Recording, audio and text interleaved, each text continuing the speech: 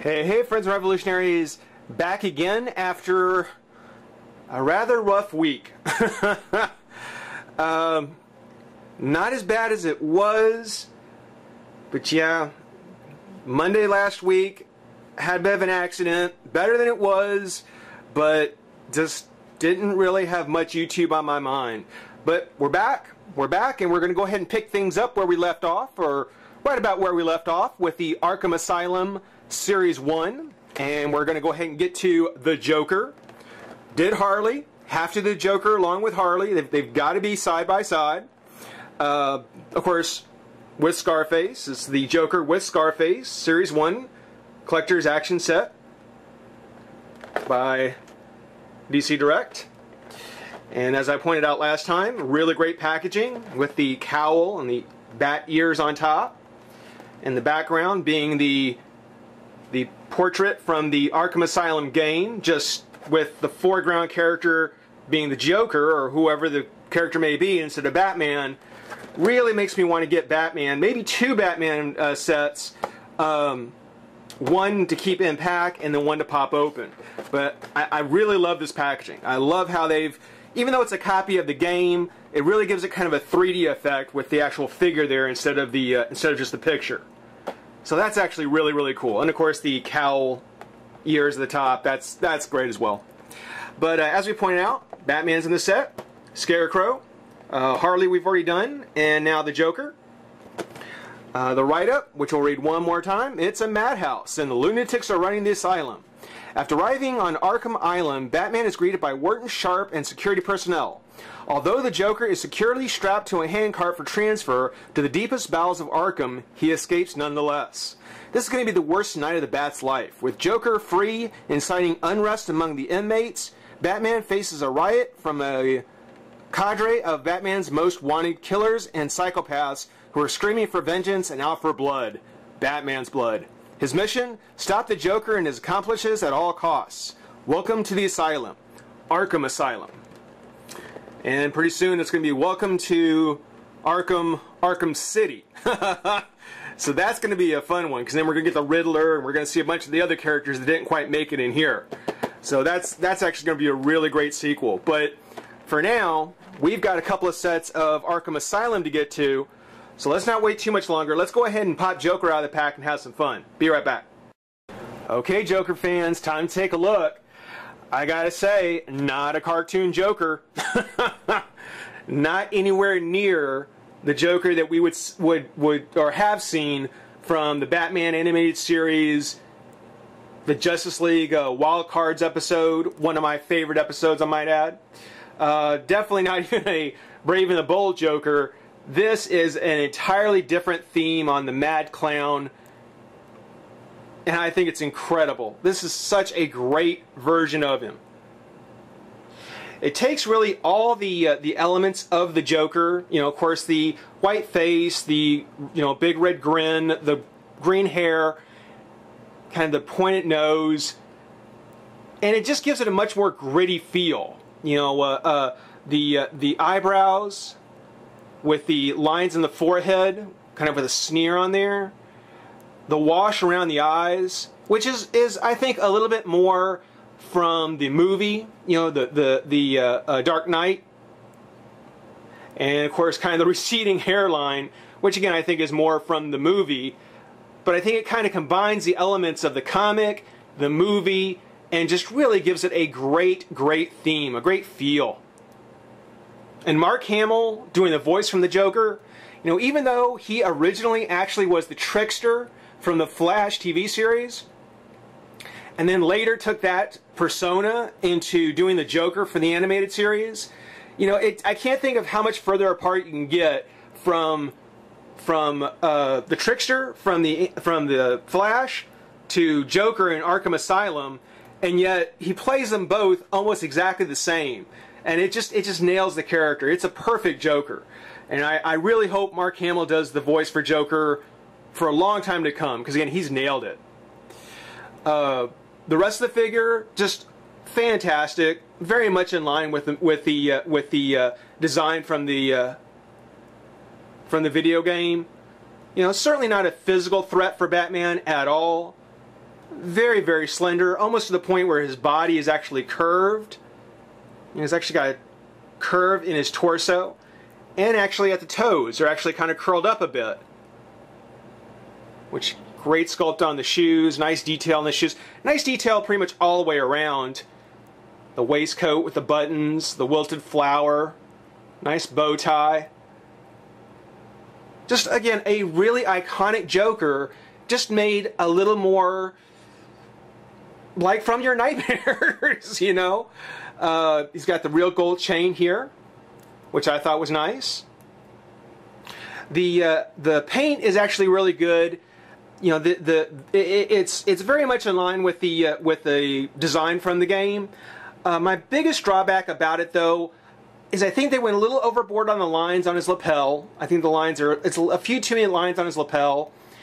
And on the torso, you can see that there are pockets that are sculpted on, but the lines are so straight that the pockets almost get lost. It's the same thing with the back of the jacket here.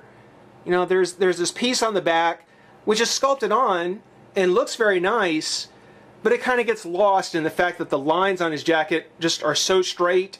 There's nothing there to break that up. I mean, if this had just been a straight purple like the undercoat, same with the pockets, you know, and the lines just be left off, I think that would have been much nicer, because at least it would have brought the detail out a bit. It may not have been game accurate, it might not have been like character design accurate, but it seems like such a shame that, you know, they took time to sculpt these in, and yet the paint just kind of loses them. That's a little disappointing. But that's a minor thing. I mean, otherwise, I mean, for DC Direct Jokers, for any Joker as a matter of fact, I think this is a fantastic figure. This is just truly awesome. It's one of the things, like I said, it doesn't like so often happens, it doesn't copy or it doesn't try to take too much from the recent movie, as great as that Joker was, and yet it still tries to modernize him from the comic version. I love it. I really do. I think this is a great Joker, one that a design that I think should be used almost. I'd say this is the Joker that I want to see moving forward. Everything about him is just exactly the way I would want. Excuse me. You see some crow's feet around his eyes there. I think that's what gives the face all the great detail, or all the little lines, you know, the pooling here. You know, all this is really what kind of sells the figure all the way around. Just the little touches that are on there. Oh, and talking about his articulation before we forget. Head does go left and right. It is got kind of a pivot to it. The arms come up and out, bend at the elbow. There is a twist at the hand, though this one is a little tight. So I'm not going to try and break it. Nothing in the torso. No articulation in the torso at all. The legs are kind of on a V cut. And there's a bend at the knee and at the foot. So DC Direct style, articulation, nothing new there. Now in the way of his accessories, you know, Harley only came with 2. These aren't characters that come with a whole lot of accessories, and the Joker only comes with 1, but it's quite a substantial one. Scarface, very cool character. It was kind of interesting they put him in there, considering there was just that one cutscene that had him, but it was actually pretty good. It was actually pretty funny.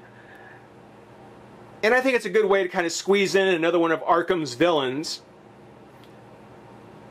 Of course, he's got the nice fedora. I don't really see the scar on his face. But nice paint. Got kind of the jack-o'-lantern mouth there. Has the hair on the back. One of the things that kind of disappoints me is the fact that he's a ventriloquist doll. So he's got kind of the sculpted articulation in the knees, almost like there's a joint there. But it's just sculpted. So there's no real bend at the knee. It's sculpted like it would, but it's just a tease. Same thing on the back of the elbow here. It looks like there's a joint sculpted on there, but it's just a tease. It just up and down, left and right of the head, and each of the legs is individually articulated.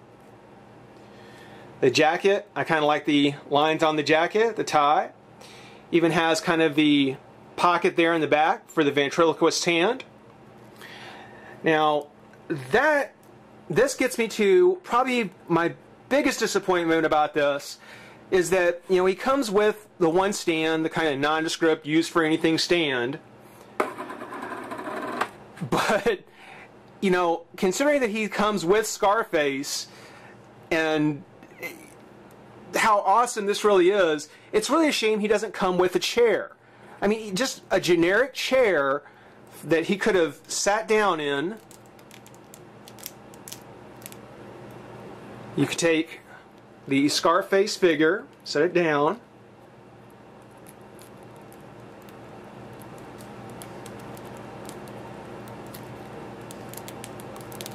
slide his hand inside the pocket, which the fingers on my Joker are a little warped. Have to straighten those out. Stick that in there.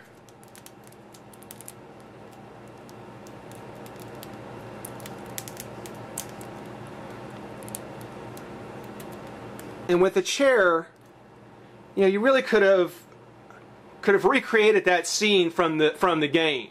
You know, set him up a bit higher, pile some stuff around there. It would have been great. It would have been exactly what I think this figure would have needed. I mean, they're great as they are, but you know, I don't really see the point in having the two together unless you have a way of kind of recreating that moment. So the base is nice, totally unnecessary. He stands up fine on his own. Whoops. And there goes Scarface. Stands up fine on his own. Both of them do. Instead of having the chair, or instead of having the base that it comes with, yeah, having a chair for Joker to be able to sit in and you know, kind of do the ventriloquist Scarface thing, that would have been very cool. Great figure. Wish the painting on the jacket and lapels was a little better. Otherwise, definitely recommend it. Hope you enjoy watching. Rate, comment, subscribe, join the revolution. We'll see you soon. Bye bye.